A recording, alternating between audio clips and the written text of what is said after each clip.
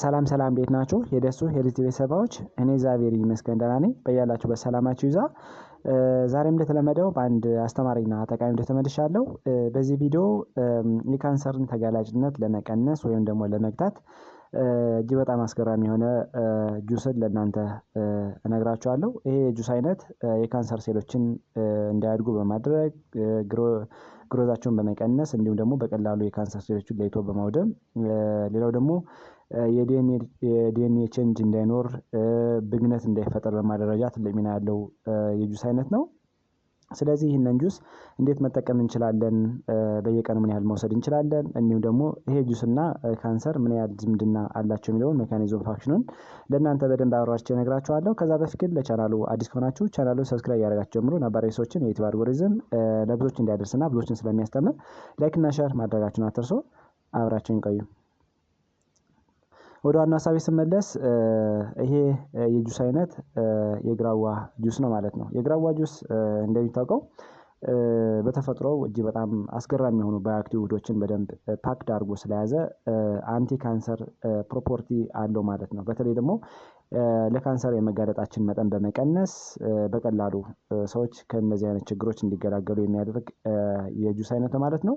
እንደሚታወቀው የካንሰር ሴሎች አሁን ላይ የተለያዩ ሰዎችን እያጠቁ ፕሬቫላንሳቸው እየጨመረ ወይ ደግሞ ስርጭታቸው እየጨመረ እንደሚገኝ ብዙ ሪፖርቶች ያስረዳሉ ማለት። ስለዚህ የካንሰርን ተጋላጭነት ለመቀነስ አስፈላጊ የሆኑ ነገሮችን መጠቀም ነው በጣም ተገቢ ነው ማለት ነው። የግራዋ ጁስ በተፈጥሮው ጠቃሚ የሆኑ ኮምፓውንዶችን እንደ ፍላቮኖይድ፣ ታኒን፣ ሳፖኒንስ ኤንድ ሴኩስትሪፒን የሚባሉ ጠቃሚ የሆኑ ውህዶችን ይዘዋል። እነዚህ ውህዶች የዲኤንኤ ቼንጅ እንዳይኖር ይከላከላሉ።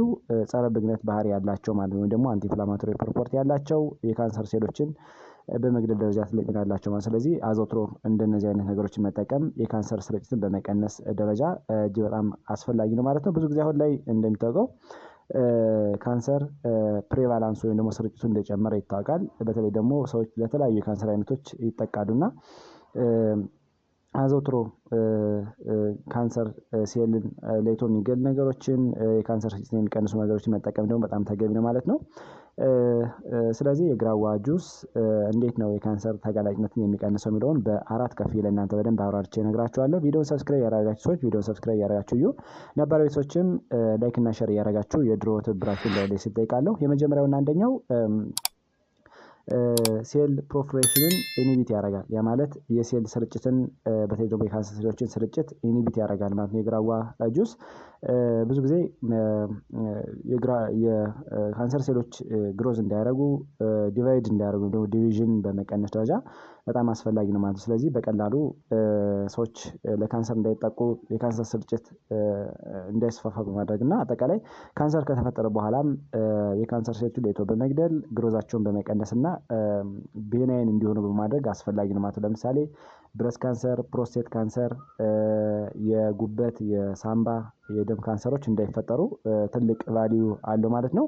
ሁለተኛ አፖፕቶሲስን ኢኒሼት ያደርጋል። ያ ማለት ኖርማል ሴሎችን ሳይጎዳ ካንሰር ሴሎችን ለይቶ ፕሮግራም ዴዝ በማድረግ በጣም አስፈላጊ ነው ማለት ነው። የግራዋ ጁስ ብዙ ጊዜ አላስፈላጊ የሆኑ ሴሎች ሰውነታችን ውስጥ ሲፈጠሩ ኢመርጅ ሲያደርጉ እነሱን ለይቶ በመግደል ለይቶ ሴሉላር ፓዝዋይ ዲዘራፕት በማድረግ እንዲሁ ደግሞ የኦክሲጂን ስትረስ እንዲፈጠርባቸው በማድረግ በቀላሉ የካንሰር ሴሎች እንዳያድጉ ማሊግናንት ነው ሆነው እንዲቆዩና እንዲሁ ደግሞ እንዳይፈጠሩ በማድረግ በጣም አስፈላጊ ነው ማለት ነው። ብዙ ጊዜ የዲኤንኤ ቼንጅ እንዳይኖር በማድረግ የእነዚህ ኢንፍላማቶሪ ማርከሮች እንዲያስፋፉ በማድረግ በጣም አስፈላጊ ነው ማለት ነው። ሶስተኛ አንቲ ኢንፍላማቶሪ ኢፌክት አለው ወይም ደግሞ ጸረ ብግነት ባህሪ ያለው የግራዋ ጁስ።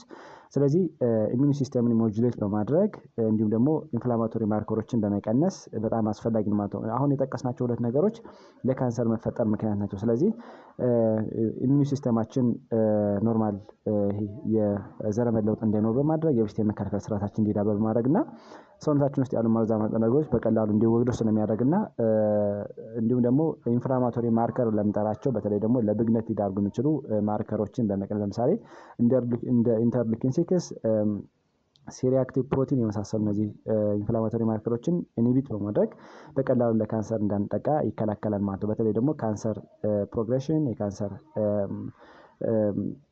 ዴቨሎፕመንትን በመቀነስ በጣም አስፈላጊ ነው ማለት ነው። አራተኛ እና የመጨረሻው ለኬሞቴራፒ ለሚወስዱ የካንሰር ተጋላጮች እንደ ሲነርጀቲክ ኢፌክት አለው። ያ ማለት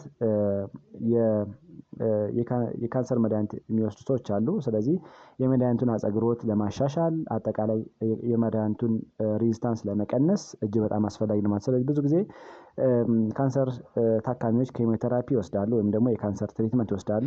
ብዙ ጊዜ የካንሰር መድኃኒቱ በደንብ ስራውን በአግባቡ እንዲሰራ ያግዛል ማለት ነው የግራዋ ጁስ። ስለዚህ አዘውትሮ መጠቀም በጣም ተገቢ ነው ማለት ነው። እንዴት መጠቀም እንችላለን የሚለውን ስናይ ደግሞ ቅድም እንዳልነው እርጥቡን ቅጠል መጠቀም እንችላለን። ፓውደሩን አድርቀን በጁስ መልክ መጠቀም እንችላለን ማለት ነው። እንዲሁም በየቀኑ ከ4 እስከ 7 ቅጠልን መጠቀም እንችላለን በጁስ መልክ ማለት ነው። ሌላው ደግሞ ከ50 እስከ 100 ኤምኤል መጠቀም እንችላለን ማለት ነው። ሌላው ከ100 እስከ 1000 ሚሊግራምን በግራም መጠቀም እንችላለን ማለት ነው በየቀኑ። ስለዚህ እንደዚህ አድርገን በመጠቀም ራሳችን ከተለያዩ ተላላፊ ያልሆኑ በሽታዎች ራሳችን መከላከል እንችላለን ማለት ነው። ሌላው ጥንቃቄ ማድረግ ያለባቸው ሰዎችስ እነማን ናቸው የሚለውን ስናይ የመጀመሪያውና አንደኛው ነፍሰ ጡር እናቶችና የሚያጠቡ እናቶች ይህን ነገር እንዲወስዱት አይመከርም። ብዙ ጊዜ ነፍሰ ጡር እናቶች እንዲሁም ደግሞ የሚያጠቡ እናቶች ይህንን ነገር እንደነዚህ አይነት ነገሮችን በተለይ ደግሞ ኸርባሎችን አጠቃላይ ሆም ሬሜዲ እንዲጠቀሙ አይመከርም። ምክንያቱም አንደኛ ውርጃን ሊያስከትል ይችላል ተብሎ ይታሰባል። ሌላው ደግሞ ወደ ጡት ስለሚሄድ ወደ ላክቴሽን ጋር ትልቅ ኢፌክት ስላለው ህፃን ላይ የተለያዩ ነገሮችን ሊያስከትል ይችላል ተብሎ ይታሰባል ማለት ነው።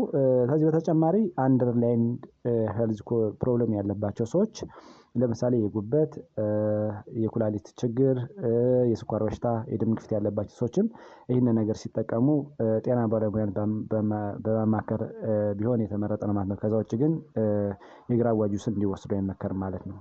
ስለዚህ ጤነኛ ሰዎችም ቢሆኑ እንዲሁም ደግሞ የተለያዩ ችግር ያለባቸው ሰዎችም ቢሆኑ ይህንን ጁስ በአመጋገብ ውስጥ ማካተት ለጤና እጅግ በጣም አስፈላጊ ከሚባሉ ውህዶች አንዱ ስለሆነ አዘውትሮ መጠቀም በጣም ተገቢ ነው ማለት ነው። አሁን ላይ እንደሚታወቀው የካንሰር ፕሬቫላንስ ወይም ደግሞ ስርጭት እየጨመረ እንደመጣ ይታወቃል። ስለዚህ ከተለያዩ የካንሰር አይነቶች ራሳችንን ለመጠበቅ እና ለማስወገድ እንደነዚህ አይነት ውህዶችን መጠቀም በጣም ተገቢ ነው ማለት ነው።